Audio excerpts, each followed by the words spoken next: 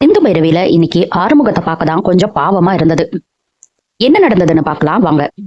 பாதிக்கப்பட்ட பொண்ணோட அப்பா டாக்டரை குத்த வரும்போது சிவா நடுவுல போயிடுறாரு. ஆனா சிவாவை குத்துறதுக்கு முன்னாடி சிந்து வந்து சிவாவை காப்பாத்திடுறாங்க. சிந்து பண்ணதை பார்த்து சிவா பயங்கரமா ஷாக் ஆகுறாரு. போலீஸ் வந்து அவரை பிடிச்சிட்டு போயிடுறாங்க. ஆனா டாக்டர் எல்லாம் ஏன் விசாரிக்கலன்னு தான் தெரியல. கையில இருந்த கத்தி கீழே விழுந்தோடனே சிந்து நிக்க முடியாம கீழே விழுறாங்க. விழப்போன சிந்துவை தாங்கி பிடிக்கிறாரு சிவா. ஸ்ட்ரெச்சர் எடுத்துட்டு வாங்க அப்படின்னு கத்துறாரு. ஸ்ட்ரெச்சர் வந்தோடனே சிந்துவை அவரே தூக்கி ஸ்ட்ரெச்சர்ல படுக்க வைக்கிறாரு. ரொம்ப பதட்டமா சிந்துவை உள்ள கூட்டிட்டு போறாரு ட்ரீட்மெண்ட்டுக்காக. ஒண்ணுமே சொல்ல முடியாம வாய் அடைச்சு நின்னு எல்லாத்தையும் பார்த்து காண்டாகிட்டு இருக்காங்க ஸ்னேகா. ட்ரீட்மெண்ட் முடிஞ்சு கட்டு போட்டதுக்கு அப்புறம் 1 வாரம் ஆகும் சிந்து இது சரியாகிறதுக்கு. எந்த வேலையும் பண்ணாத 1 வாரம் ரெஸ்ட் எடு அப்படின்னு சிவா சொல்றாரு. ரொம்ப தேங்க்ஸ் டாக்டரே அப்படின்னு சிந்து சொல்றாங்க. நான் தான் சிந்து உனக்கு தேங்க்ஸ் சொல்லணும், பார்த்து வீட்டுக்கு போ, சேஃபா போ அப்படின்னு சொல்லி சிட்டு கூட அனுப்பி வைக்கிறாரு. போகும்போது சிந்து சிவாவை திரும்பி பார்த்து போயிட்டு வர்றேன் அப்படின்னு சைகையிலேயே தலையாடுறாங்க. சிவாவும் அதை தெரிஞ்சுக்கிட்டு போயிட்டு வா அப்படின்னு சைகையிலேயே பதில் சொல்றாரு. 2 பேத்துக்கு நடுவுல ஸ்னேகா நின்னு இதை பார்த்துக்கிட்டு தான் இருக்காங்க. என்ன பண்ண முடியும், இது எல்லாத்துக்கும் காரணம் அவங்க தானே. ஒண்ணுமே பேச முடியாம சிந்துவை முறைச்சு பார்த்துட்டு இருக்காங்க. ஆறுமுகம் அதுக்கப்புறம் வீட்டுல கார் தொடச்சிட்டு இருக்காரு. அப்ப நிறைய பேர் வந்து இறங்குறாங்க. யாருங்கன்னு கேட்டதுக்கு பைரவிய பார்க்க வந்திருக்கோம், அவங்களோட ஃப்ரெண்ட்ஸ்ன்னு சொல்றாங்க. பைரவியோ இவங்களெல்லாம் பார்த்தோன்னே ரொம்ப சந்தோஷப்படுறாங்க. சிட்டுவை காஃபி போட்டு எடுத்துட்டு வர சொல்றேன் அப்படின்னு பைரவி சொல்றாங்க. உடனே ஆறுமுகம், சிட்டு இன்னைக்கு லீவு, நான் வேணா காஃபி போட்டு எடுத்துட்டு வரேன் அப்படின்னு சொல்றாரு. பைரவியோட ஃப்ரெண்டு ஒரு பொண்ணு, எனக்கு அடுத்த மாசம் கல்யாணம், நீயும் உன் ஹஸ்பண்டும் கண்டிப்பா வரணும் அப்படின்னு சொல்றாங்க. ஹஸ்பண்டோட வர முடியுமான்னு தெரியல, ஆனா நான் கண்டிப்பா வர்றேன்னு பைரவி சொல்றாங்க. ஆமா, உன் ஹஸ்பண்ட் எங்க அப்படின்னு கேட்டோன்னே ஆறுமுகம் நம்மளதான் இன்ட்ரடியூஸ் பண்ண போறாங்க அப்படின்னு தயாராகிறாரு. ஆனா பைரவி எதுவுமே பேசாம இருக்காங்க. உடனே அந்த பொண்ணு, நீ உன் ஹஸ்பண்ட் பெரிய பிசினஸ் மேனு சொன்னேல, இந்நேரம் எந்த நாட்டுல எந்த ஃபிளைட்ல பறந்துட்டு இருக்காரோ, நான் போய் வீட்டுல இருக்காரான்னு கேக்குறேன் பாரு அப்படின்னு வேற சொல்றாங்க. ஹஸ்பண்ட் எப்படி இருப்பாரு, ரித்திக் ரோஷன் மாதிரி இருப்பாரா, ஷாருக் கான் மாதிரி இருப்பாரா அப்படின்னு கேக்குறாங்க.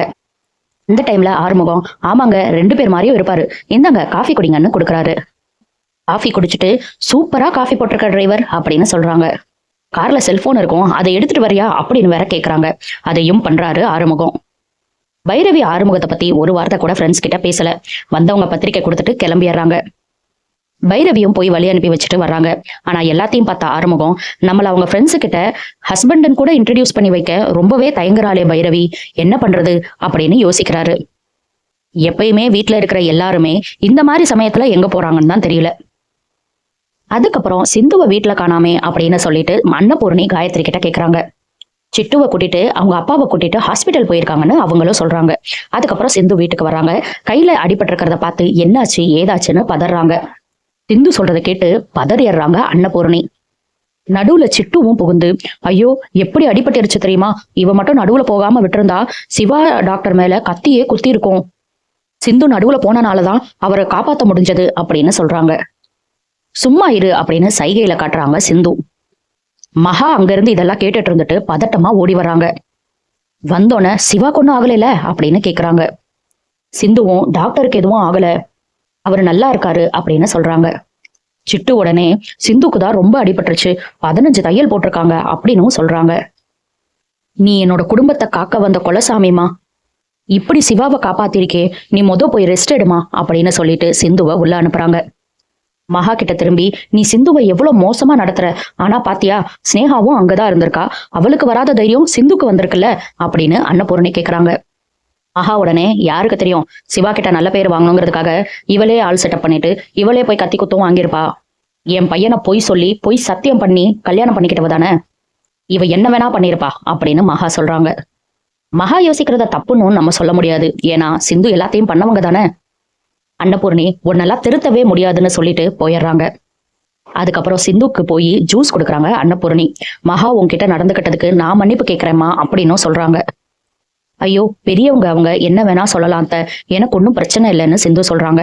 இந்த பெருந்தன்மைதாம்மா உன்கிட்ட எனக்கு பிடிச்சதே, நீ ஒன்னும் கவலைப்படாத, எந்த வேலையும் பார்க்காத, நல்லா ரெஸ்ட் எடுன்னு சொல்லிட்டு அன்னபூர்ணி அங்க இருந்து போறாங்க.